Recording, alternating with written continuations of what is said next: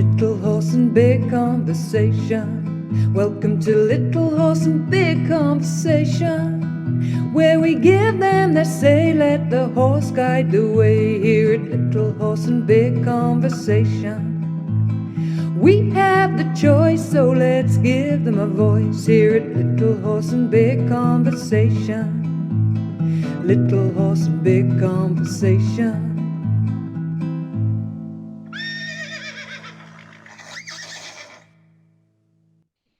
Welcome back to another episode of the Little Horse Big Conversation podcast. You are back once again with me, Amy Mitchell, and my co-host, Ross Cooper.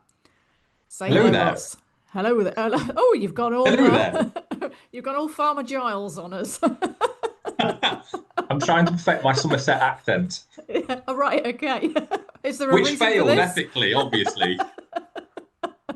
Let's move on. Let's move I mean on. that kind of really does drop us nicely into the topic of the today, which is around putting on a professional facade and authenticity.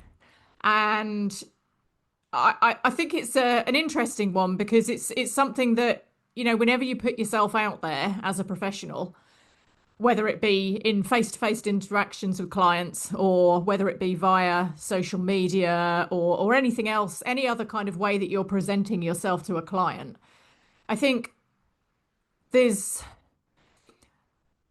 you can often start out by using a sort of a facade as a almost like an armor to protect yourself. And we all want to come across like we're the really capable person. Like we're calm in all situations. We've got everything together. We've got this real kind of like competent exterior, and like we feel like if people are going to take us seriously as professionals, that we have to project this kind of an image. But there's then also this, I think it rubs up then against authenticity. And, you know, over time, if you continuing to present this front, it can become a bit of a mask, and it can end up preventing you from having a genuine connection with your clients. From me, also with students, and I think possibly even from yourself, because you kind of put on this kind of put this cape on when you turn up to be that professional person. So I think but equally, you know, you don't want to be living out unfiltered emotion and kind of like oversharing. So I think there's a balance and a dynamic between having this kind of professional appearance and professional approach and facade, but also that level of authenticity that is the real you and allows that connection between you and also, you know, in both our roles with the horses as well. If you're not being authentic and not being your true self, I mean, horses see straight through that. But for me, I think it's an interesting thing. I don't think I always get it right, but the you know how you balance how much of yourself you're sharing versus how much of it you're just trying to project. Do you know what I mean? Does it make sense? Yeah, I'm just want to go back to how do you feel or why do you feel that you don't always get it right? Because I think this topic is definitely gonna prompt a little bit of exploration of self from both of us, which I think Mm, is gonna be quite cool. So I'm gonna open with that question because I've got a couple of okay. thoughts, not on you personally, Yeah. but on the whole on the subject as a whole. But I'm interested as to your thoughts on why you feel you don't always get it right. But that in itself, sorry to add on and jump in, that shows a level of awareness, which I think is great, which I don't think too many people do have. Yeah. Yeah. It is. So I think for me, I probably I enjoy the kind of human connection side of things. I enjoy that side of my work. And I absolutely love working with the horses, but I also really enjoy working with the owners. Um, and I think I very often find myself moving from a professional client interaction more in towards a sort of a friendship based interaction, which I kind of like, but it also can make, if you've got to deliver a difficult message, it can sometimes make that more tricky.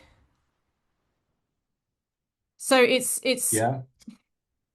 I don't know, it's finding that right balance.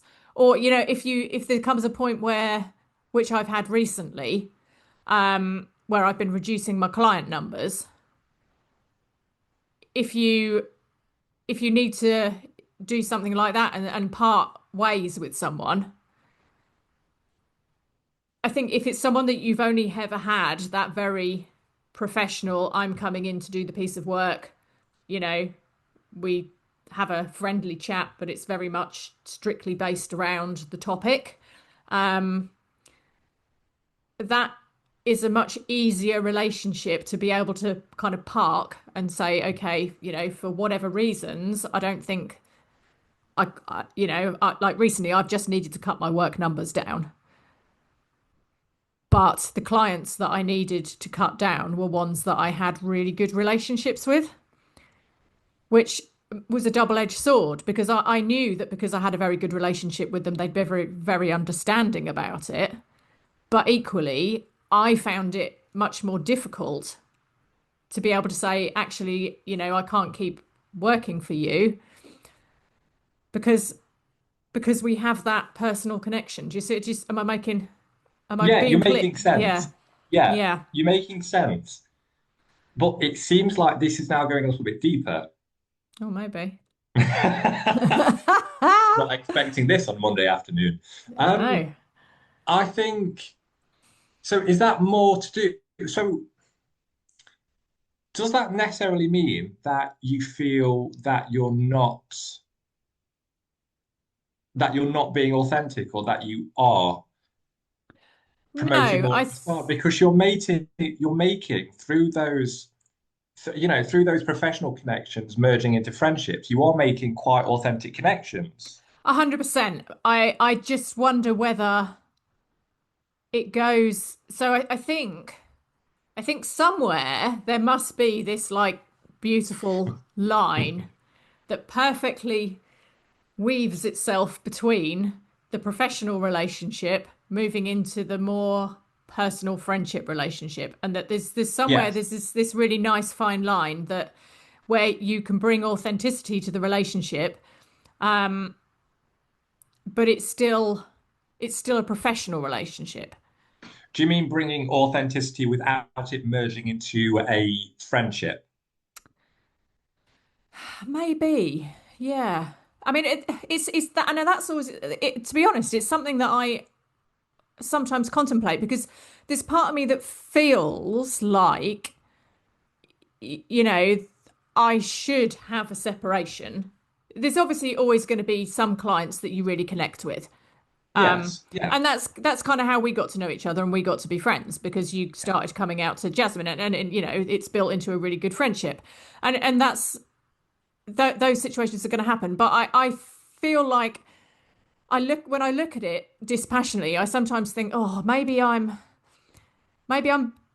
naturally have a tendency to kind of go too much towards the friendly side of things. And Hmm. maybe as a professional, I ought to be putting on a bit more of a professional facade and putting in a bit more of a kind of a this is the business relationship. But then equally, like I don't, but then when I look at it, I don't really know why I feel like that because actually, although it sometimes causes some difficulties, on the whole, I kind of like the friend, being really friendly with people and so on. So I just like it's one of those tricky things, isn't it? Yeah, I mean, does that then start? I'm just musing out loud here. Does that then Mm, start linking into how we are with boundaries and that sort of, are we seeking an inner connection? Do you know what I mean? mm. This is actually taken a slightly different term, but I'm just musing out loud. Is there a bit of an influence from there? Yeah. Yeah, I think this has actually gone a hell of a lot deeper than what we thought. like straight from the get-go. It's literally we're like 7 minutes in and we're already up to our necks.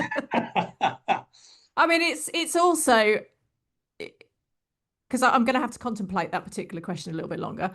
So I think if we I kind think, of step back a little bit from it again, I mean, yes. So there's, I think if we go back to facade in yeah, its context and its meaning, yeah, that's effectively to put on a facade, put on a bit of a front. yeah, yeah, yeah, You're basically putting on a false appearance.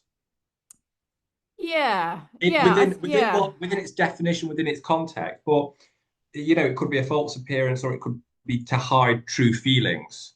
yeah, So I think yeah. I mean, to a we look, sense, I think we need to look at the reasoning behind why someone feels the need to put a facade on. And I think that's yeah, probably relating to facade itself. I think that's going to be a bit of a key understanding as to whether it links in with authenticity or whether it mm, doesn't. Does that make sense? So, for mm, example, if so, I've got much better over the years, but I found it really hard to talk in front of people, as in groups and clinics. yeah, I would absolutely brick myself before. interesting, yeah, Now, and that was a self-confidence thing, so I'm super aware of that, and mm, that was interlinked in my mind to criticism.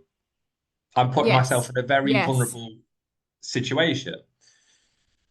I've got a hell of a lot better with that as I've progressed over the years. But a facade would be, you're maybe presenting an air of confidence when actually you're really mm, nervous about the situation. yeah. So, yes, by terminology, you could say that's not authentic. But is that a negative authenticity? Is what I'm saying. And So, yeah, and flip that's an side. interesting one, isn't it? Because I think that there are times also like I still unfortunately it doesn't happen that often nowadays because I don't take on that many new clients, but I still always feel when I go out to a new client like this degree of anxiety. Because it's a new person, it's a new horse, it's a new situation. What are their perceptions of me before I arrive? I want them to think that I'm competent, that I know what I'm talking about, that, I'm a professional person. And I think then, I put my uniform on, I've got my kit, I turn up. I like to think look, try and look professional when I turn up. And but sometimes that is masking like an inner bit of a discomfort, bit of fear, some professional pride. You want to do a good job, you want that person to think well of you, you want to present yourself in that professional way. And I actually think in that situation, it's kind of useful to be able to Yes. kind of put this armor on and be like, okay, this is the professional person that I am. And I'm raising my hand here because I don't want to interrupt your flow, Now go for it. but when you put that armor on in that first situation, what then happens within your next visit and the next visit and the next visit? You would take your helmet off, you'd take your breastplate off, you'd take your Yeah, shoulder yeah, pads off. yeah. You would Yeah. start to deconstruct the armor because you're feeling confident and comfortable and you're growing into Yeah. that situation. Yeah. Whereas I think the flip side to inauthentic authenticity and facades, people would put armor on Yeah. and speak louder. Does that make sense? Yeah. Yeah. Yeah. Yeah. And you see it, I mean, social media is a perfect example of this, isn't it? Like, we all know people, and you see the social media content, and it comes across in a very strong way, you know, It is very, easier for someone. I have all the answers, I know, and you can project yourself you can curate the way that you are presented on social media really easily. Yes. But for me, like, I but I feel like usually you can see through that. You can see when someone's using particular words, and they're using different kind of language techniques, they're using rhetoric, and you know or sometimes even using a bit of fear in order to kind of get what Illicit they want out of response. people. Yeah, yeah, yeah. And to me, that's not authentic, and you can usually see through it. And those are the kinds of things that I don't like to follow those people. I like the people where it's kind of real, and you don't Raw. want people. Well, I wouldn't go that far, because equally you don't want them. Well, personally, like, I don't want to know the ins and outs of someone's personal life if it's a business person that I'm following. But Yes. equally, I want to feel that what they're sharing with me is real stuff. From a work perspective, things that have gone well, things that haven't gone so well. What have you learned from that situation that didn't go so well? Like, who else are you talking to? Who are you sharing with? Who are you getting your new ideas from? Like, how are you challenging yourself?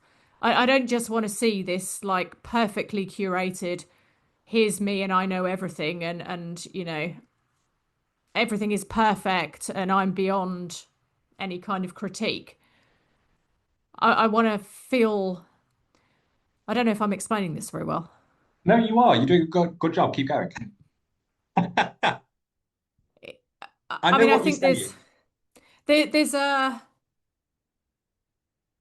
I think people can hide behind that.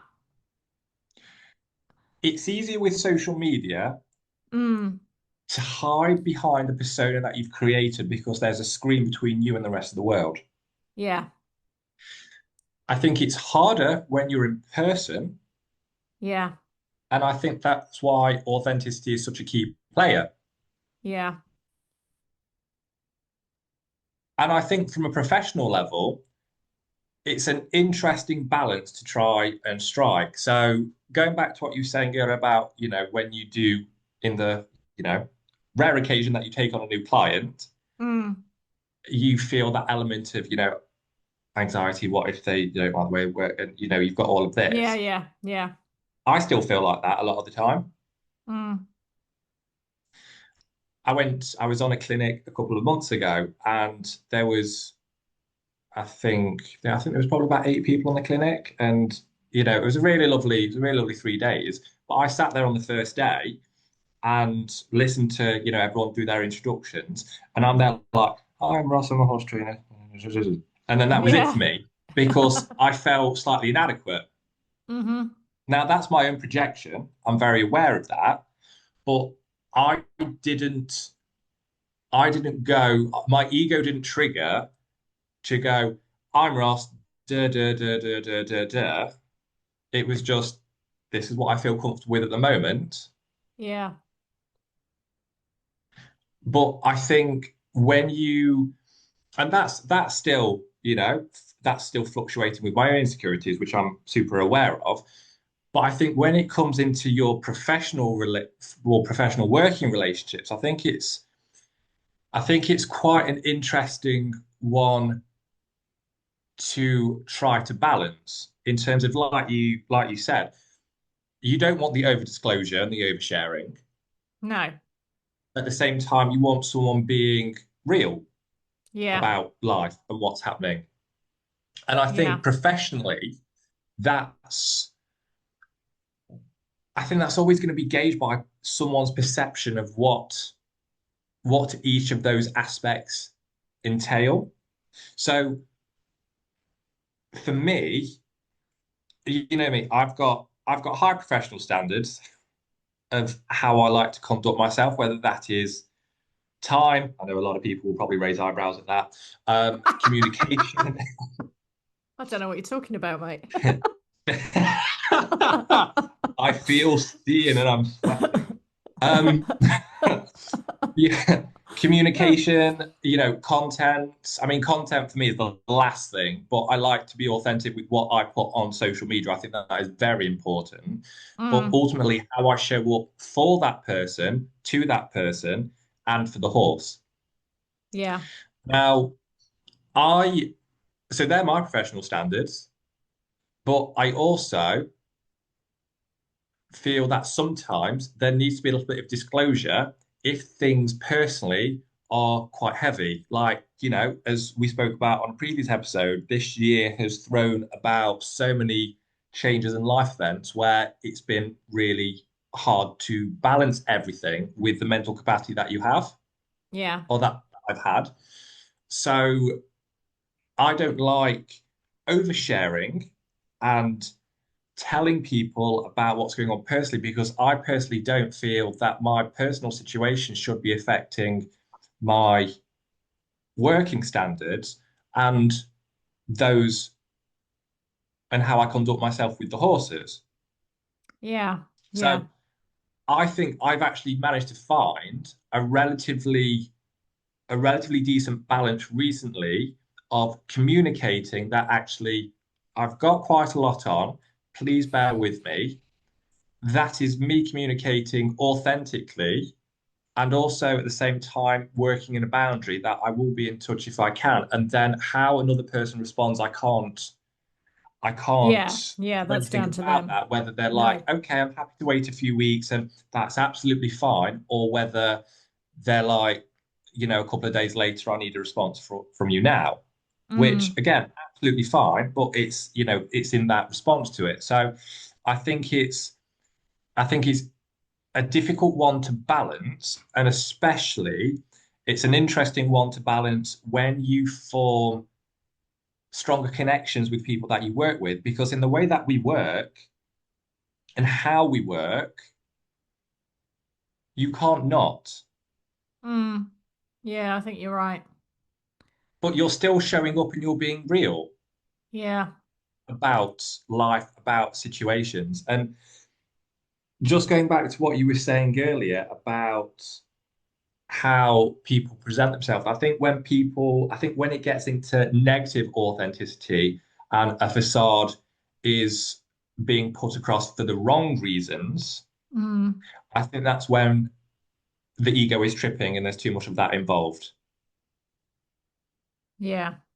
And there's Yeah. no accountability. There is that, you know, I don't want to say a sense of self-importance, but Do it's when it. you've got your Say a own. sense of self-importance. Okay, it's a sense of self-importance when someone's got a trombone on the back and they can't stop blowing it.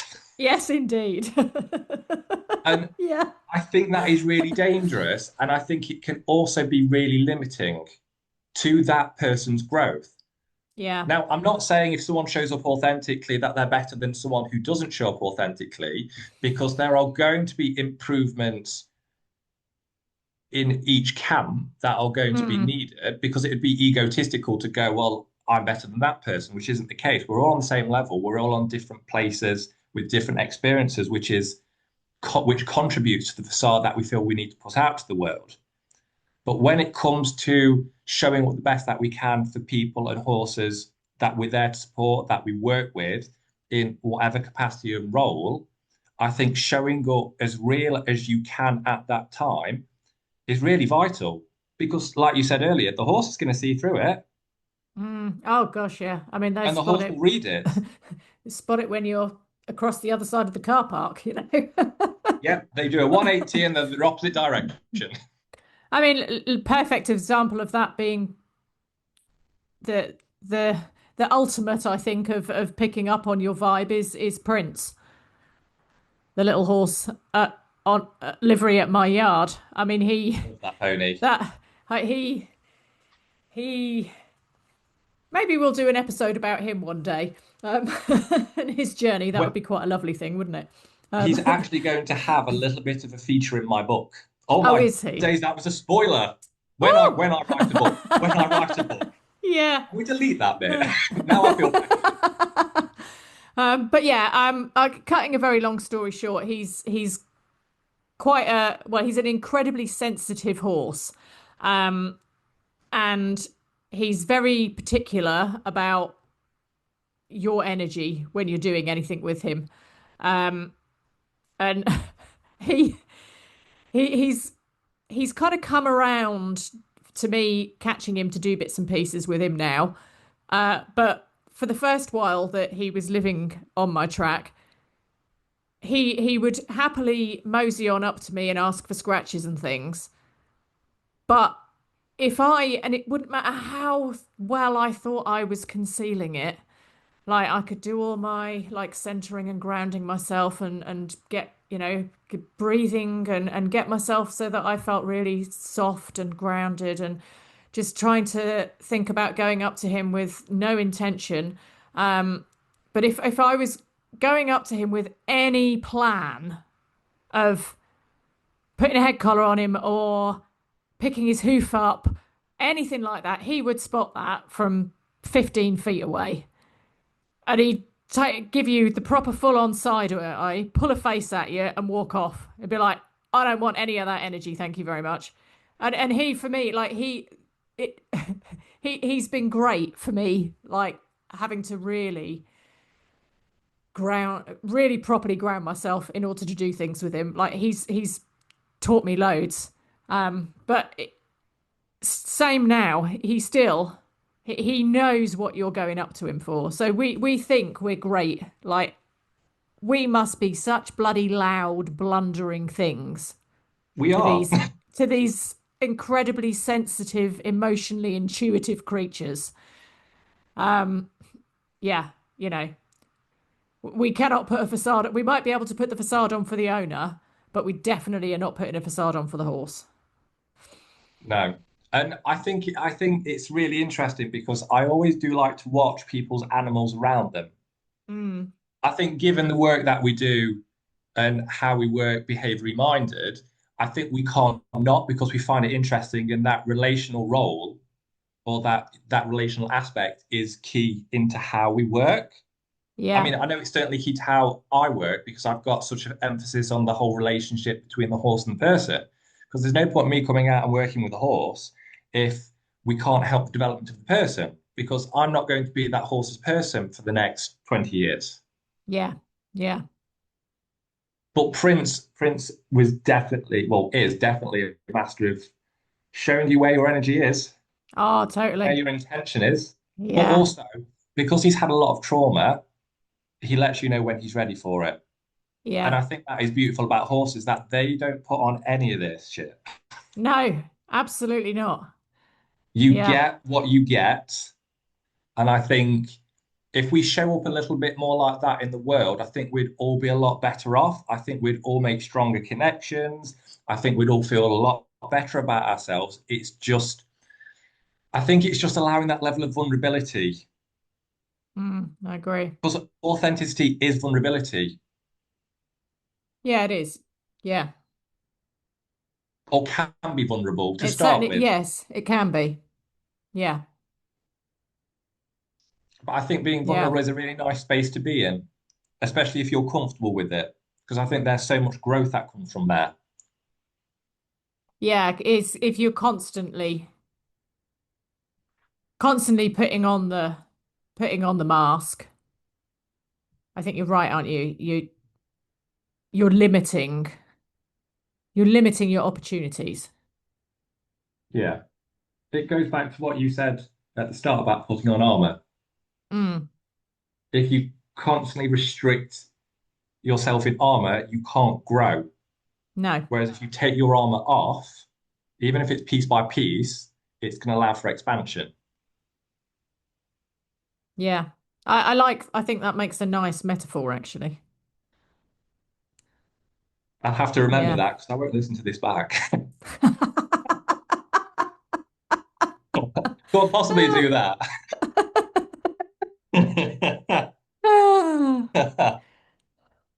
Excellent.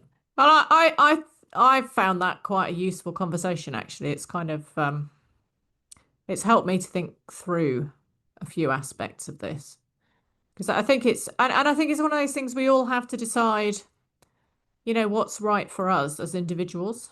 Like there isn't a perfect answer. I mean, I think, if you're a doctor or you're a solicitor or do you know what I mean? Your professional facade has got to be very clear. But I Yes. think because we work in a role that involves 100% involves the connection with the animal, or certainly should, if you're not having a connection with the animal, you're getting it way wrong. Yeah. But I also think it's really important to have the human to human connection as well. So finding that nice balance between keeping professional but being authentic and allowing for the human connection at whatever level works for you, I think is really important. Before we start wrapping up, I think that's actually it's just got me thinking about it. I think it's really healthy that you're able to form those kinds of connections because Yeah. I don't think too many of us find it easy to form connections and friendships like that. But I think that shows that you're in quite a healthy place. Yeah, probably. Yeah. Whereas flip side, I don't find it easy. I'm very open, Yes. but there's a level where I'm still quite guarded in terms of forming an established deep connection with people. Hmm. But that's Yeah. probably a podcast for another time. Yeah. I was going to say if we start pulling the threads of that one, we could we could go down a whole other Another little another rabbit hole. warren of rabbitiness. Yeah. Yeah. Yeah. No, I think I've enjoyed this conversation. Yes, a lot to think of, and I hope anyone that's listening, that's given everyone else a little bit of something to think about too. Just how you show up in the world. Yeah. And I also think something that Mark Rashid says that since I first heard him say it a long time ago, I've thought, actually, you're so right, is that the way that, we shouldn't just be trying to show up when you're with your horses and when you're working with horses. You shouldn't be putting a facade on in order to show up for the horses. Like the way that you live, the way that you are with the horses should be the way that you are in life. Yes. And that you can't pretend to be one person over here and then be somebody totally different over here. Like if you're being authentic, that is the person that you are. And you should show up that way in all aspects of life. And that for me really resonated. Yeah. And I think depending on again multiple aspects, but depending on I think primarily sort of like your tribe, who you surround yourself with, your influences, and also your job role, Yeah. I think working with animals, and in particular, obviously horses, they teach you to show up in a different way because you cannot progress as a horseman, as a horse person, without hearing what they're trying to tell you. Yeah. Yeah. And I think you do have to carry that on and into the rest of your life because it does make you listening to them makes you a better person. Listening to yourself and meeting your needs also makes you a better person. And hearing the things that you still need to do a little bit of work on also makes you a better person. So there's so many different layers and avenues of growth that come about because of these pretty awesome forelegs. Yeah. Yeah. Yeah, definitely. Yeah. Yeah, yeah, have to wonder where life would have taken taken both of us had we not got involved in horses. It's an interesting question, isn't it? But Yeah. that's also definitely a whole other whole other avenue of conversation. So, do you have any closing wise words today, Ross? See, Now now I I've feel put under you. pressure. Now I Yeah. feel under pressure. I felt Do like I do do maybe do do do do. Under pressure. um, show up as the person you are, not as the person you think you should be. Yeah, I like that. I apologize if I have stolen that one from someone. I am not aware of any copyright infringement that I should be disclosing right about now, but I think that might be a Ross Cooper official quote. There we go. Boom. On that note, Right. Yeah, thank you very much for listening. Be really interested to know if this has resonated with you, what your thoughts are, how you feel about showing up with authenticity or putting on that coat of armor. Um, if you've enjoyed this episode, we would love it if you would like, rate, even if you're feeling really generous, share the podcast. That really helps us get out there to more people. And we will very much look forward to talking to you again soon on the next episode. see you soon.